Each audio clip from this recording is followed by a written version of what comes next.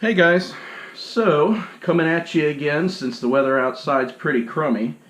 I want to take the opportunity to talk about these Dys Shu motors. I've been running these for about 2 weeks and I've been having some, general problems with this quad as it is, mostly revolving around tuning. But there are 3 other videos covering what was going on with that. If you're interested or you're having a lot of problems getting wobble and bobble when you pump the throttle and cut the throttle, go check those out. The first 2 really go through what I was experiencing and some of the stuff I was trying, and the third covers what I did to correct it with some demonstration of the correctness. But that said, I've been running these motors on this the whole time, and I have been crashing and bashing and flying and pumping and jumping and whatever else you can think of. And I've been running these Gemfan 5042 wind dancers. So let's talk about this a little bit. So for anybody who didn't catch this in the first video, these are the Dys Shu motors in their Samguk series. Samguk. I'm not really sure, but what it is, in this Samguk series, they have put out 3 different motors. And each motor a little bit different, aimed at a slightly different audience, depending on your goals and what you're looking for. Each motor is priced at $9.99. These are $10 motors, okay? There's no way I could resist purchasing a whole set of these, because for 10 bucks a piece, if I really didn't like them, I was going to sell them. And I wouldn't have a problem doing that, even taking a small loss. If I did like them, they're 10 frickin' bucks. So they come in a really nice box. I can never get them open without tearing the damn lids. And when you open the box, you get a prop nut, some screws, the motor itself, and a small paper. Now this paper has 0 value for anything truly about the motor. This page describes, in 2 different languages at that, each of the warriors in this Samguk series, because each of the names is named after a warrior that visited a village during the Samguk period. Anyway, this explains about each. So the motors come with roughly 145 millimeters of wire, and they come in weighing just like that, 33 grams. Now if I go ahead and throw the screws and the prop nut on there, you're looking at about 37 grams. If you end up removing a little bit of that wire, you're going to lose a little bit of weight, but you get the general idea of weight there. These are naked bottom pants. These are naked bottom motors, so they have no pants. They are running the thickness of that about 3 millimeters, 2.5, 3 millimeters thickness on the base there. And the windings do come down past the bottom of the base a little bit. I don't know if you're going to be able to see that, but I'm trying. But with this, while you're running your screws in, you're going to be able to very easily see if those screws are too long. So remember, don't run your screws in all the way up into the windings, because that's a good way to start a fire and have to buy another $10 motor. Now the one thing I noticed as I started to put these on, and I didn't notice before, was that these wires are coming out the bottom almost straight. And I don't know if this is just a manufacturing oversight or if it even really matters. But one thing I don't like to do with new stuff is to manhandle it.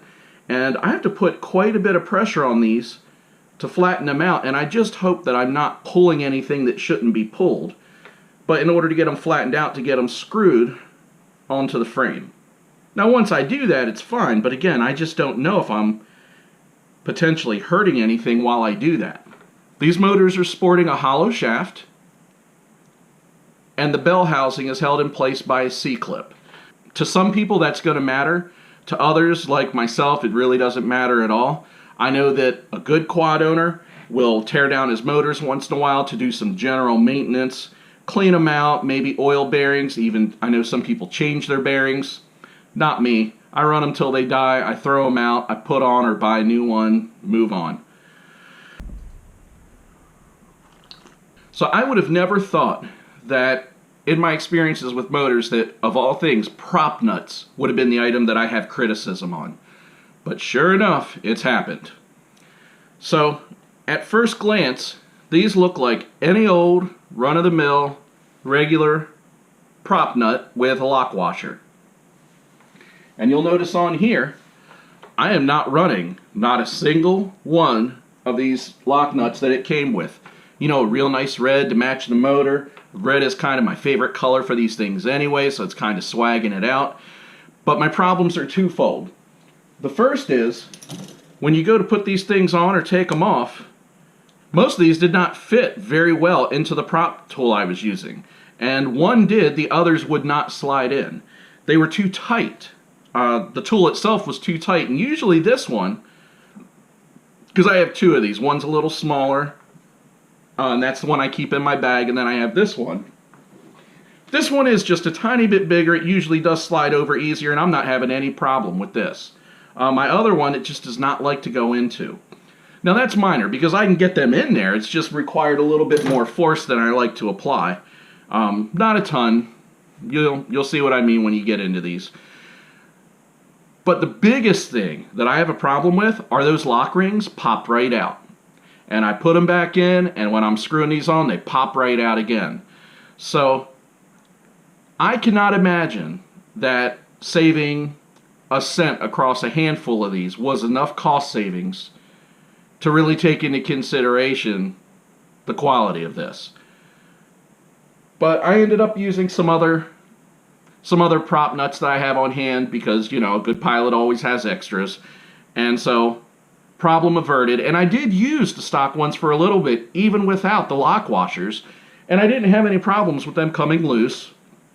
It is what it is. But damn it, if you're going to give me something, it should be of enough quality to do its job and not fall apart. Now, I ran these on this quad for, you know, a couple flights without a GoPro on it. Because this, just like it is, okay, including the mount, we'll remove a little bit of weight for the mount. I have this other mount, very similar, from Brain 3D. We're going to say 27 grams, okay?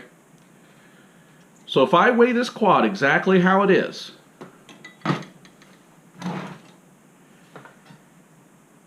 it's coming in at 369 grams. So we can assume that this is coming in, without the mount, somewhere around 345 grams. This is a Space One Meteor frame, running a CL Racing F4S, and a Dys 4-in-1 30 amp ESC, with a Runcam Sparrow, because I like my 16.9, and a X4S receiver, along with a TBS Unify HV Pro. And I even have, so this is a little bit of the weight, even have my Rotor Riot skidders. Skidders! I'll say that while I was flying this, I definitely noticed the additional weight of the GoPro. But was it enough to really slow this thing down and make it sluggish? Not at all.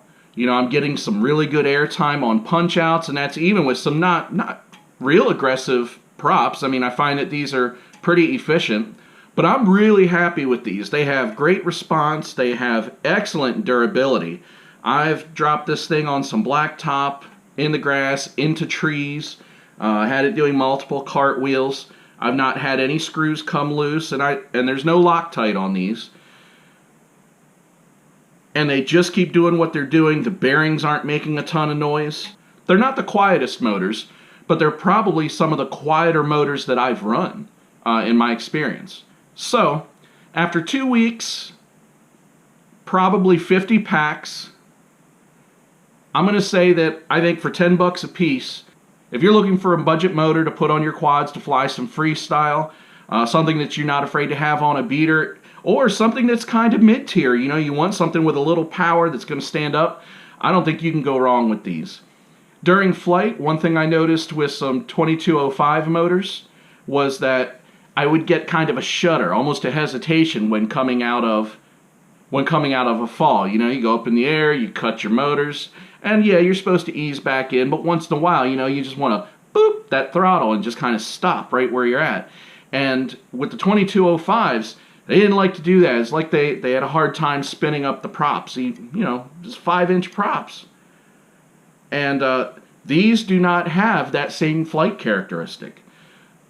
That is the number one thing that I've noticed. That and having just a little bit more response, and that's probably the torque from a bigger stator. So when you're inside working on your quad, remember to remove your props. I want you to fly safe, be smart, and happy crashing.